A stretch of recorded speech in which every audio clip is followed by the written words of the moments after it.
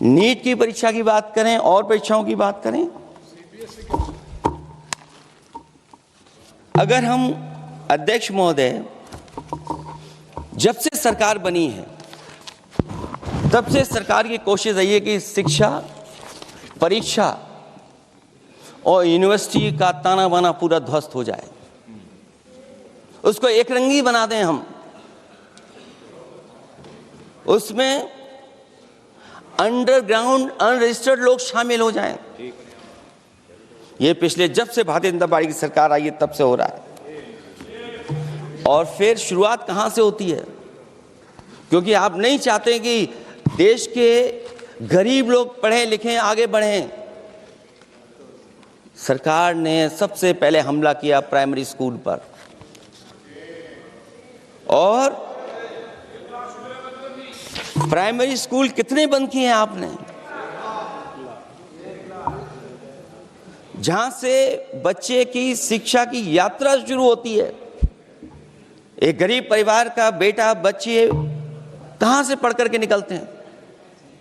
सबसे पहले प्राथमिक शिक्षा सरकारी स्कूलों से पढ़ करके निकलते हैं। हमारे बहुत सारे माननीय सदस्य होंगे, वो उन्हीं प्राथमिक विद्यालयों से पढ़ करके आज इस सदन तक पहुंचे होंगे। आपने सबसे पहले स्कूलों पे हमला किया, और प्राइमरी से लेकर के नौकरी तक पे आपने हमला किया है। युवाओं के भविष्य पर आपने चोट पहुंचाने का काम किया है। और जो प्राइमरी स्कूल जो आपने बंद किए हैं, वो इसीलिए बंद किए हैं आपने कि पिछड़े, दलित और गरीब के वर्ग के परिवारों के बच्चे पढ़ लिख न जाएं। क्योंकि आज भी अगर हम देखते हैं प्राइमरी स्कूल में कौन पढ़ने जा रहा है? सबसे समाज के गरीब परिवार के बच्चे पढ़ करने जा रहे हैं। सबसे पहला हमला आपने वही किया, और इसीलिए किया क्योंकि नींव पर ही अगर हमला होगा तो ये आगे नहीं बढ़ पाएंगे। जो आंकड़े सरकार के बताए गए हैं, 1 लाख से ज्यादा सरकारी प्राइमरी स्कूल बंद कर दिए सरकार ने। और अगर ये बात गलत है तो हमें उम्मीद है सरकार इस पर भी जवाब देगी। और अगर हम आंकड़े निकालें तो जो आंकड़े दिखाई दे रहे हैं, यूपी में सबसे ज्यादा प्राइमरी स्कूल बंद हुए हैं। और ये सरकार के आंकड़े हैं कि 7 लाख से ऊपर विद्यालय थे जो अब 6 लाख रह गए हैं। और यूपी में तो सबसे ज्यादा बंद हुए हैं। उत्तर प्रदेश में 26,386 सरकारी प्राइमरी स्कूल बंद कर दिए सरकार ने। और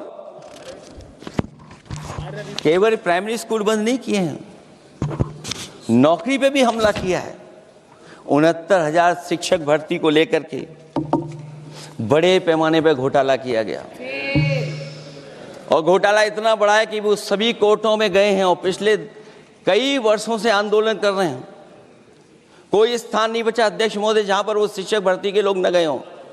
मंत्रियों के यहाँ गए हैं, आंदोलन किया है, हाई कोर्ट गए हैं, सुप्रीम कोर्ट गए हैं। लेकिन देखिए सरकार भी कमाल की है कि सरकार उनको नौकरी नहीं देना चाहती। और इसलिए नौकरी नहीं देना चाहती है क्योंकि उन्होंने भर्ती गलत की है, और भर्ती में जिन लोगों का अधिकार छीना है वो सबसे ज़्यादा पिछड़े और दलित परिवार के बेटे, जिनका अधिकार इस सरकार ने छीना है। और ये अगर बात नहीं ठीक है तो हमें उम्मीद है कि सरकार इसका भी जवाब देगी। माध्यमिक स्कूलों को भी बंद किया जा रहा है, और बड़े पैमाने पे स्कूल बंद हुए हैं। और जो बोर्ड की परीक्षाएं लीक हुई हैं, पूरे देश में बड़े पैमाने पर बोर्ड परीक्षाओं के पेपर लीक किए गए हैं। अध्यक्ष महोदय, हम जानना चाहते हैं कि आखिरकार 10वीं और 12वीं के पेपर लीक क्यों हो रहे हैं? 10वीं और 12वीं के पेपर लीक क्यों हो रहे हैं? इसके लिए अगर कोई सरकार के पास जवाब हो तो बताएं।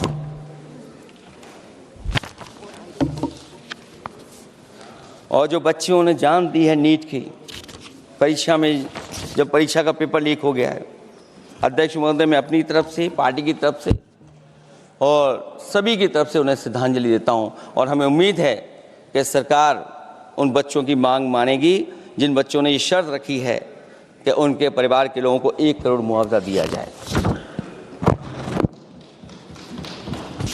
जब उच्च शिक्षा में जिस तरीके से भर्ती हो रही है, अध्यक्ष महोदय, जो उच्च शिक्षा की भर्ती है उसमें जो अपॉइंटमेंट हो रहे हैं उनके बारे में तो क्या चर्चा करें, कि जब संस्था पे सबसे ऊपर बैठा व्यक्ति ही अन्याय करेगा तो पूरी संस्था में अन्याय होगा। जब से ये सरकार आई है, जो बड़ी बड़ी संस्थाएं हैं उन सब संस्थाओं में एक रंगी लोगों को बैठा करके उन संस्थाओं को ध्वस्त करने का काम कर रहे हैं, और न केवल उन संस्थाओं को खराब कर रहे हैं बल्कि अध्यक्ष महोदय, उत्तर प्रदेश में एक स्वतंत्र सेनानी, उनके नाम पर यूनिवर्सिटी बनी, मौलाना जौहर यूनिवर्सिटी। यूनिवर्सिटी बनकर के तैयार हो गई। इन्होंने कोई सरकारी यूनिवर्सिटी नहीं बनाई, और अगर कोई प्राइवेट यूनिवर्सिटी बन भी गई है तो उसको भी हथौड़ा लेकर के तोड़ने की तैयारी कर रहे हैं ये लोग। ये नफरत की राजनीति कहां लेकर के पहुंचा देगी। और जब से बीजेपी की सरकार आई है तब से नफरत की राजनीति और दूसरे लोगों के साथ किस तरह का व्यवहार हो रहा है, उन्हें कहीं भी न्याय तक नहीं दिला पाई सरकार।